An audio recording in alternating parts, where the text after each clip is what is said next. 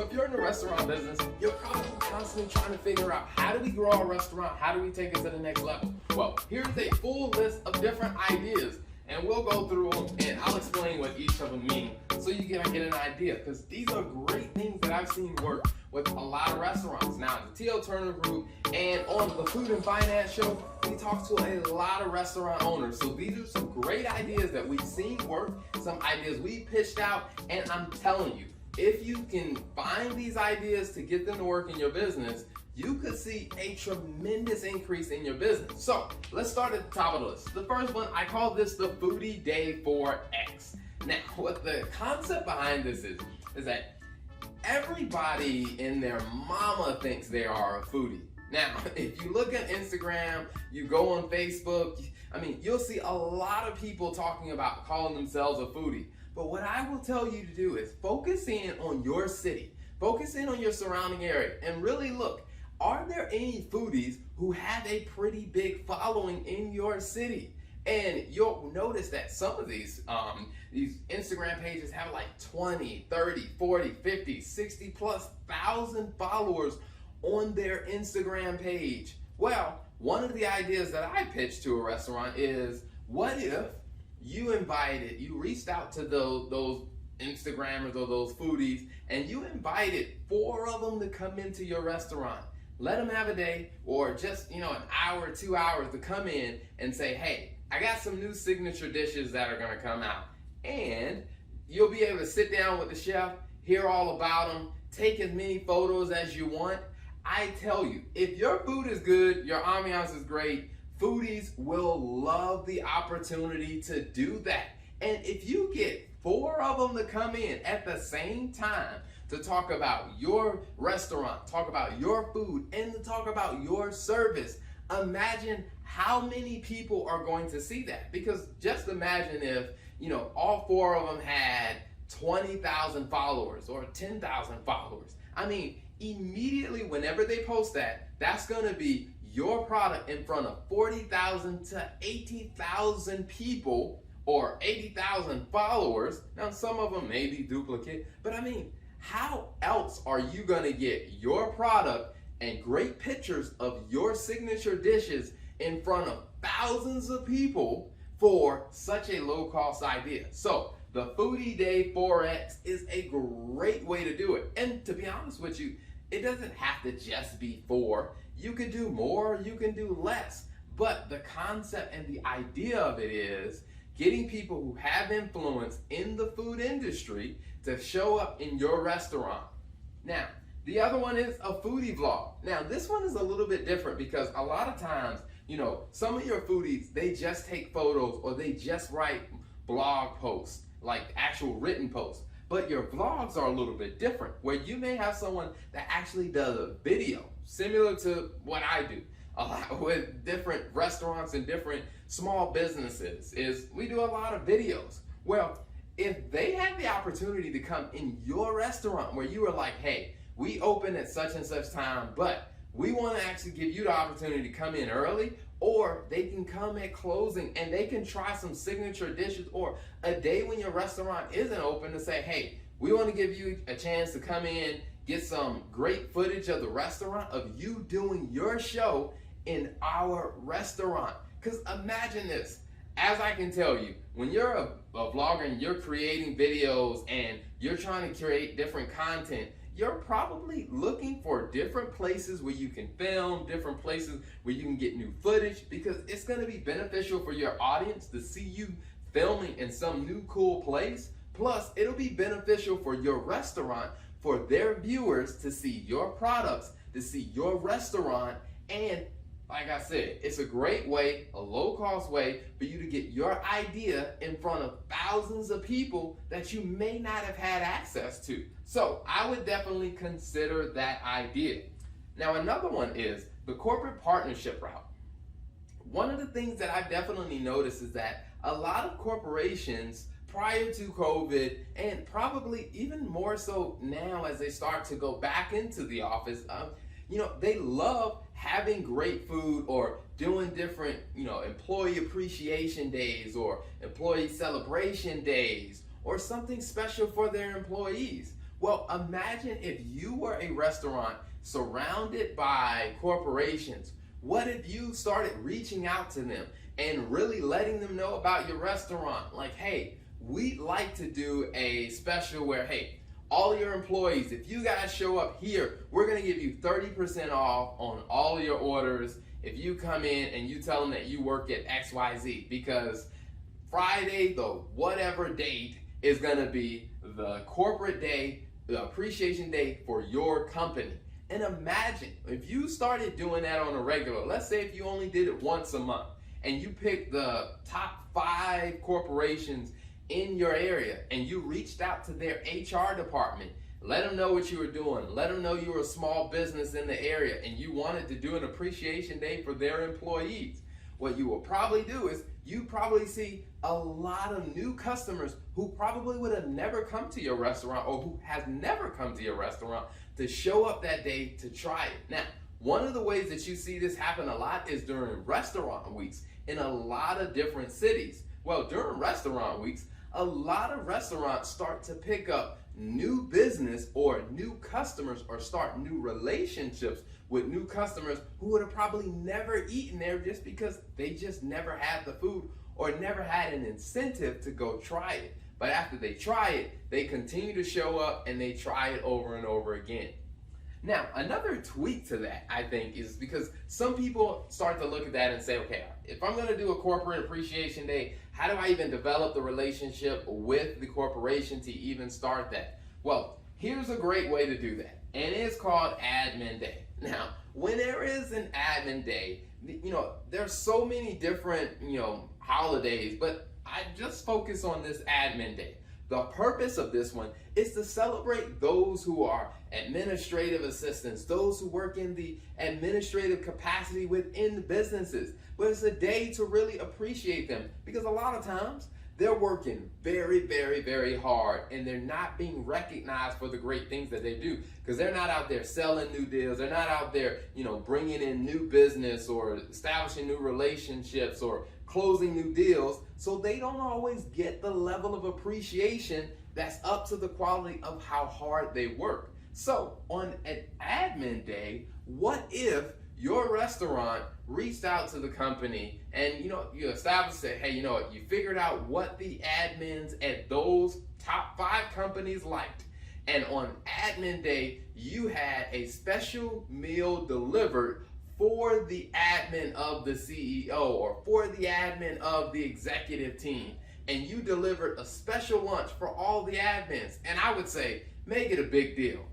Have some balloons delivered, make sure the packaging looks great, and you have that meal delivered. I'm telling you, if it's a meal that they like and they enjoy, they will definitely remember your restaurant, not only for themselves. They won't just feel special for the day, but the next time their corporation has a special event, or the next time their corporation wants to do something special, they will remember your restaurant because you made them feel special on their day, and you hit a home run with some great food.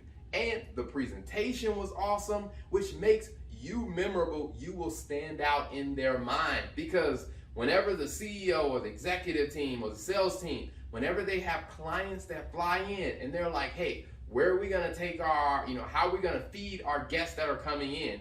Your restaurant will be one of the ones that stays at the top of their mind, because they will definitely remember the experience. And if you really want to take it up to the top, when you have the food delivered with the balloons, and you can get a simple card to just say, hey, we want to recognize admins because we know that they work hard and they are a very essential part of the success of any business. Put a nice card in there, but when you have it delivered, make sure you take a picture of it. Take a picture of the beautiful smile on their face and all of the great things that you just dropped off. And make sure you add that to your social media and tag them in it to emphasize how much you are supportive of admins, how much you are supportive of your other businesses in your area. When you do things like that, it will start the road of you not only appreciating that one individual person, but you'll start to set a standard in your community of, hey, We're a restaurant that's here because we support other businesses in the community, which will give you more publicity, and it will allow you to give back to the community that's supporting you so much. Because in business, you want to make sure that, hey, you're giving back to the community that's giving to you. Now, another aspect of growing your business is really when you want to start looking at, how do we get our product to more people? How do we introduce more people to our product? One very, I guess you'd say, cost-effective or cost-efficient way would be a food truck. Now, I've seen this strategy work a lot with different businesses where they were in a brick and mortar store and they said, you know what? For some reason, we just can't get people to show up at our store. Like, we aren't getting the foot traffic that we used to. Well, one of the businesses or one of my clients during the pandemic, when they started seeing their in-store sales go down, one of the things that we employed was a food truck strategy. And when they employed a food truck strategy, what they started to see is their overall sales for their restaurant, their monthly sales started to actually go higher than the pre-pandemic sales when they started taking their food to people, because that gave them the opportunity to not only just still provide their great food, but to take the food to people. So sometimes when you're out and you're trying to really expand your reach and you're trying to introduce more people, a food truck could be a good option. Now, another side benefit of a food truck, and this was one of those strategies we started to employ with that client, was after they started sending their food truck out, we started saying like, hey, there's a lot of demand out here. Let's start sending the food truck to different cities in the surrounding area to figure out where do we want to launch the second location.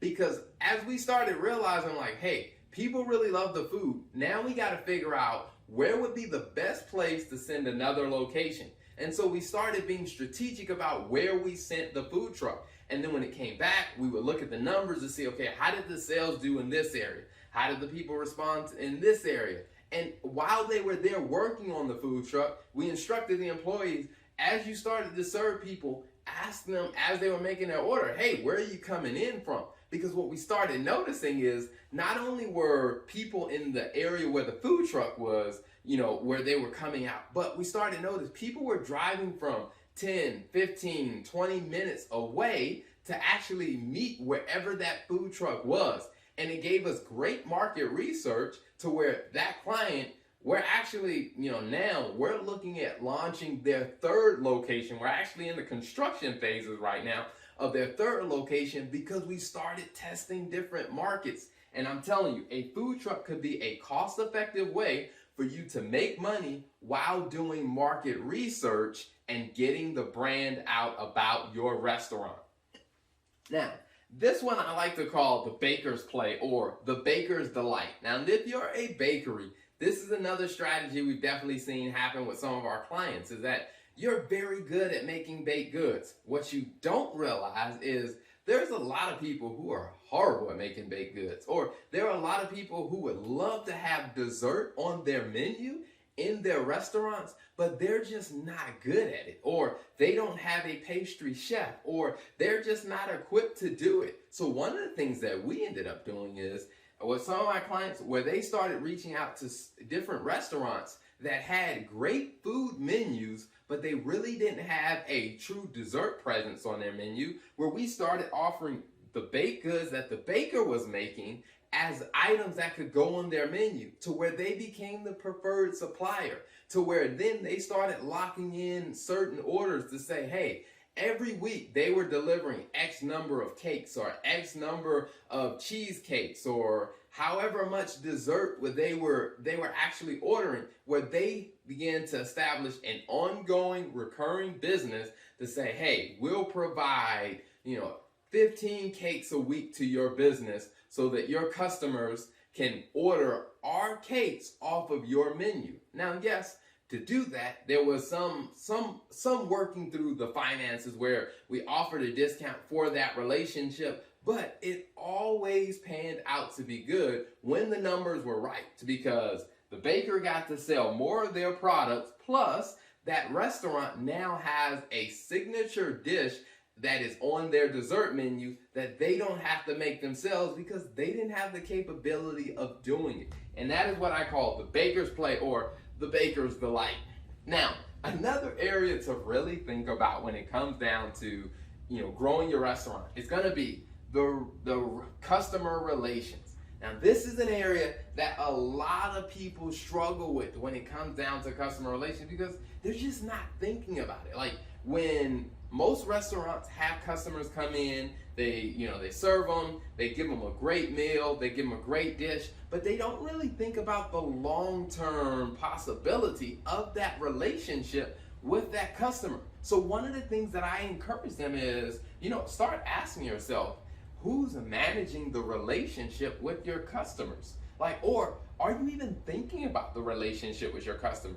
Because if you're not thinking about the relationship with your customer, you could be missing out on huge opportunities.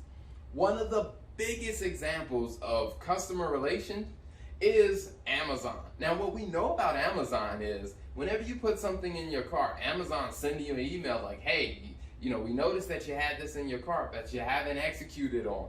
Or when you bought something, Amazon sends you an email 2-3 weeks later to say, hey, we saw that you bought XYZ. People who buy this also usually get this. Or hey, here's a new thing, or here's a new version that's coming out. When you have that type of relationship with your customers, you can start to let your customers know about the new, cool, exciting things, and you also let them know that you're thinking about them. So how does that work in a restaurant, in the world of a restaurant? Well, on the first end is you definitely got to collect their contact information. Now, one of the things that I realized in working with a lot of different restaurants is when we started looking at their POS or their point of sale system, and we really started to look at the data and then say, okay, all right, what products are people buying? One of the common things that I noticed is your POS system is already capturing people's emails, people's phone numbers.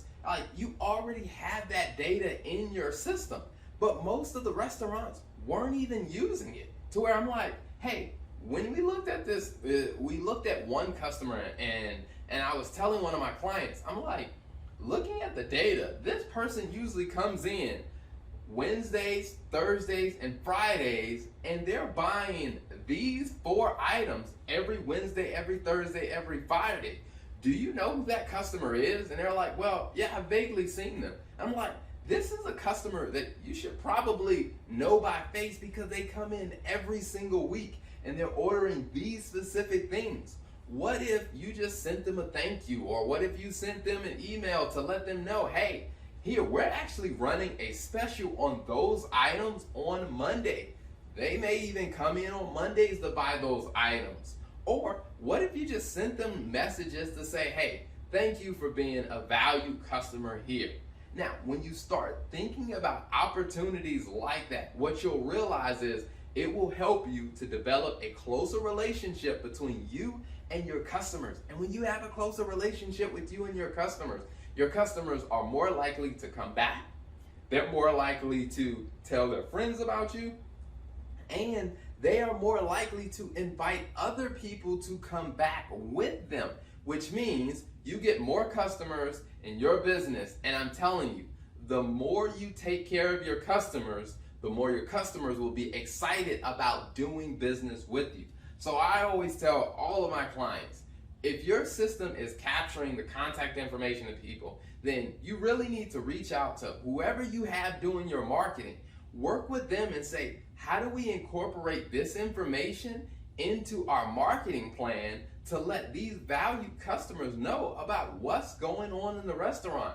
Like when we have new dishes come on the menu. Hey, when we have new specials. Let's say if you're changing the hours of operation, you want to let your valued customers know. And if you're not collecting their information, you won't be able to let them know. Because if you are really managing and really stewarding those relationships well, I'm telling you, you will see huge dividends in your business. Now, the other idea is the social army. Now, the social army is It's a phenomena because we live in a world where you'll see something show up on social media like a meme or something, or some type of short video or some type of post, and it could go viral because so many people are just liking it, just based on the way the algorithms work on a lot of the platforms, especially if it's on, let's say, LinkedIn. I mean, what you will see is there's a lot of organic growth where you post something, if someone posts something on their page, you like it, what it then starts to do is introduce that content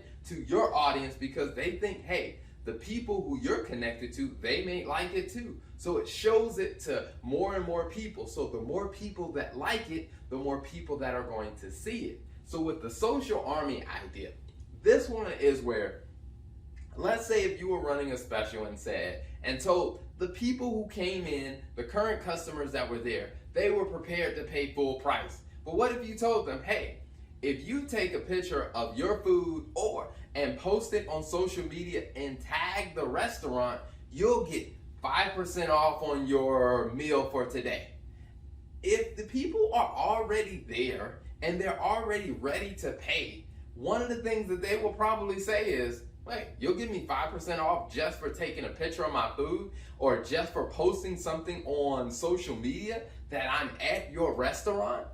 Most people will probably take you up on that offer in a heartbeat. Now, what that does for them is it gives them 5% off on a meal that they were already going to pay for. But what it does for you is it creates what I call a social army. Because imagine if you had 100 people come into your restaurant that day. And let's say if 50 out of the 100 actually decided to participate, that is 50 posts about your restaurant happening in one day. When you have that kind of volume of social media activity surrounding your restaurant in one day, I am telling you, you will get more visibility than you can imagine. Because if 50 different profiles talk about your business, your signature dish, they post a picture and they tag that they were at your store that day, I'm telling you, more people than you imagine will start to learn about your business,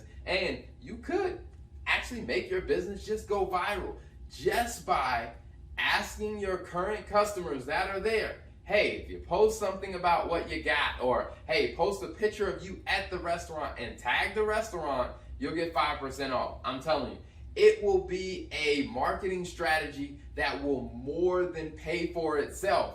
Because it's not like you're having to come out of the pocket and give up extra money. You're just giving your customers a better experience for becoming part of the social army that's marketing your business more. Now, the other idea that I always like to, I guess you say, tell my customers about, or my clients about, is personalize your menu. Now, when it comes down to a menu, a lot of menus when you go to different restaurants, they're very similar. Hey, I like the almond crusted salmon, or hey, I'd like a burger and some fries, or hey, I'd like the double, whatever it is. A lot of the menus, they tend to be a little boring. But one of the very important ways, or very creative ways, for you to start to add more personality to your business is to personalize your menu. So one of my clients, one of the things that they did when we were pre-launching their restaurant is they actually gave each item on the menu a name. So when you show up, you don't just order, lemonade, or you don't order, a lemon cake. When you order lemonade, you get Mike's Mighty Lemonade. Or when you order order some of the cakes, you don't just get, hey, I'll take a slice of that cake. You get Mama Linda's cake. Or when you order the chicken breast with 2 sides, you don't just get chicken and 2 sides. You get the Harriet. Now, one of the things that really did for their menu is it started to give every item on their menu a personality, to where people were excited to find out, like, hey, who is Mike? I mean, why is the lemonade named after Mike? And when they were able to have their servers tell the story, hey, here's who Mike is. Here's why we named it after him. Or, hey, here's who the Harriet is. Here's why we named it after that person. When they started to hear the stories about it, people got excited about ordering different things on the menu. And it made it even easier when people came to the restaurant and they were like, you know what? I'm going to tell my friends, hey, when you go there, you need to try the Harriet. Or, hey, you need to try the Kiki's. Or, hey, you need to try the Mike's Mighty Lemonade. Because it made it more memorable to where people are like, wow, there must be something special about that. To where it started to create this ongoing craze where more people showed up because they heard about this personalized menu and they heard about the different things on the menu, and it raised people's expectation that when they showed up, they were excited to order off the menu. And this became something that allowed them to stand out amongst their other competitors. Whereas, you know what, there are other people who were selling fried chicken, but only one restaurant in that area was selling the Harriet. There were other places that were selling chicken breasts or selling lemonade, but only that place was selling the Mike's Mighty Lemonade. So you showed up because you understood the personality or the story behind the menu.